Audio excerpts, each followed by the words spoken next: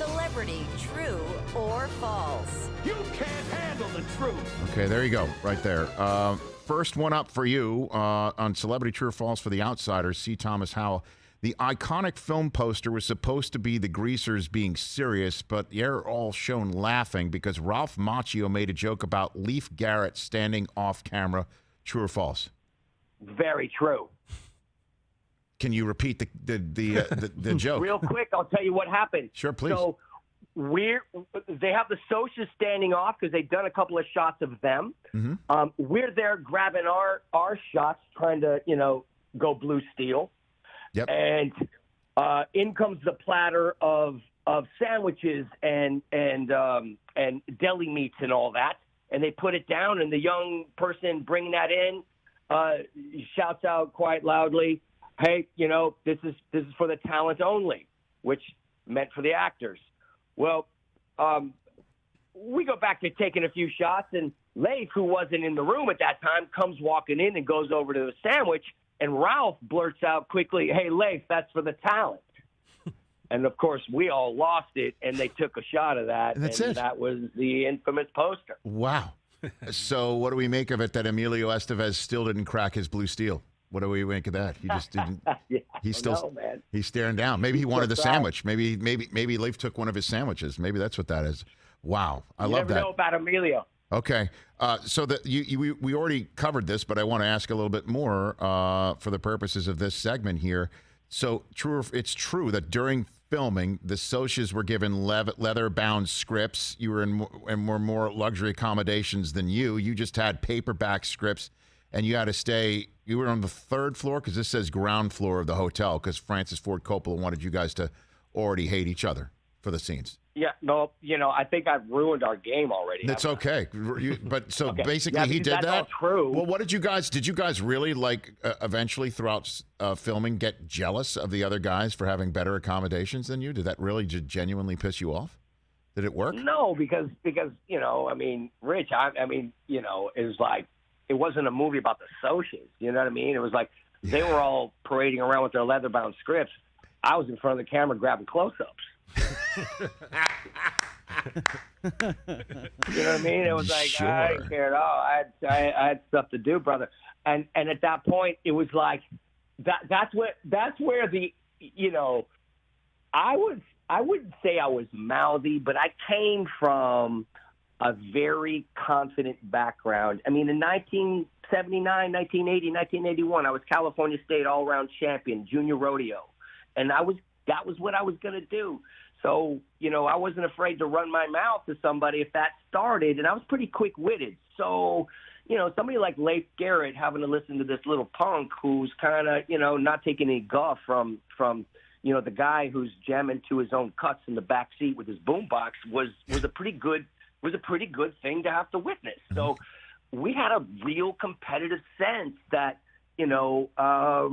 was very interesting. And I feel kind of bad that, it at times became that, because ultimately I think everybody loved each other, but it was really set up to some degree for us to feel that. And I think a really good director does that. All of the best directors create an environment for their actors to go into. And I think that's why filming it in Tulsa, Oklahoma, where it was written, was epic. It took everybody out of their own comfort zone.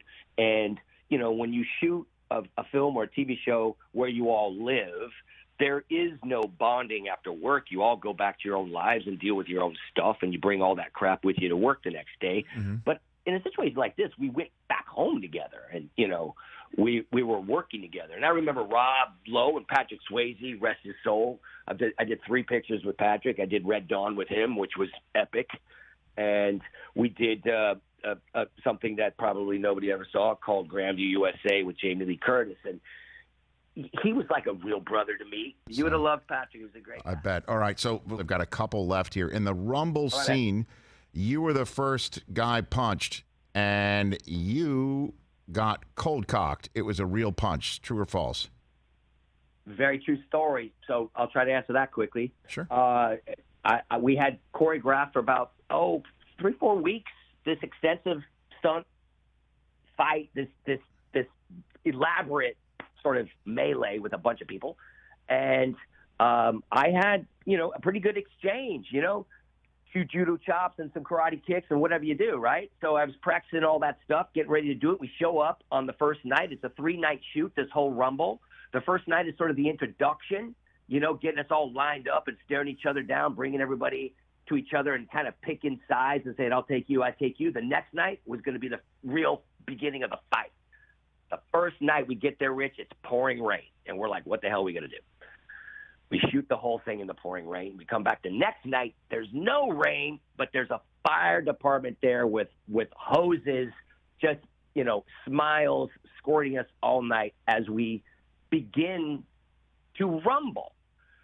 The very first punch thrown was from a friend of mine named Reed Rondell. He comes from a very well-known stunt family called the Rondell family. He throws the first punch and slips in the mud and tagged me on the chin for real. And down I went. As this melee took place, we cut. I go over to Francis. I'm like, Francis, we got to do it again. I didn't get to do, the judo chops and the flips and the rolls and all that stuff. He's like, no, it looked like you got pounded in the face and you went down in the mud. It was great. I said, yeah, that's what happened. He said, yeah, but that's what happened. Now you got Matt Dillon dragging me out of the damn thing. I never got to throw a punch. I just took one to the chin and dropped, and that's what happened to Ponyboy in the damn Rumble. That was my big shiny moment, brother. Last one for you here. In the scene, the fountain scene where Leif Garrett attempts to drown you, Ponyboy, apparently later on after filming, the 6 other outsiders jokingly mocked the scene in the lobbies, the hotel that you were staying in, the lobby fountain of the hotel, trying to drown each other playfully, and the hotel removed the fountain after that. Is that a true story? Yeah. Well, I will tell you this. That first part did happen, and that fountain did disappear. Now, why, I don't know. Was it connected? It makes for a good story, Rich. Well, the writer of the S.E. Hinton is the person who told this story, that the hotel had the fountain removed within weeks because they didn't want you. That's hilarious. And let me tell you one thing I learned. Do not mess with S.E. Hinton, period. That's it. What a great woman she was. And imagine this, writing this thing when you're 17 years old in high school like she did. So basically, I guess made you learn something from Celebrity True or False based on this film. You did. How about that? Because Rob Lowe also said he told us he turned 18 during filming, and you totally hazed him in his hotel room, like you saran wrapped his toilet. I think we did. We did some good stuff to him. It was a prank oriented set.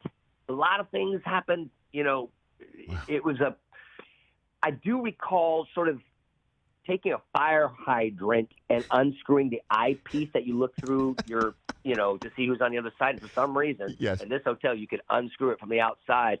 And I just pumped a bunch of, extinguisher smoke into his room and phoned him and said there was a fire. And, man, he came jetting downstairs with his camera and in his skivvies and nothing else. And we had a pretty good laugh at that. But they got to me, too. They all pranked me pretty good. I remember one time I went home at 4 in the morning and everything in my room was turned upside down. My bed, everything, upside down. It was horrible. I wanted to go to sleep so bad. And I had to go get another room for the day for them to fix my room. No. Things like that were happening all the time. Last one. Back then, you could do that stuff, Rich. Now, I guess so. Now I sit in the corner. I'm quiet. I can't say anything, man. You used to maybe be able to say something inappropriate occasionally for a laugh. Now, man, you are on your best behavior. There is no jokes anymore, brother. Hey, you watched all the way to the end. Thanks for that. Watch more right here.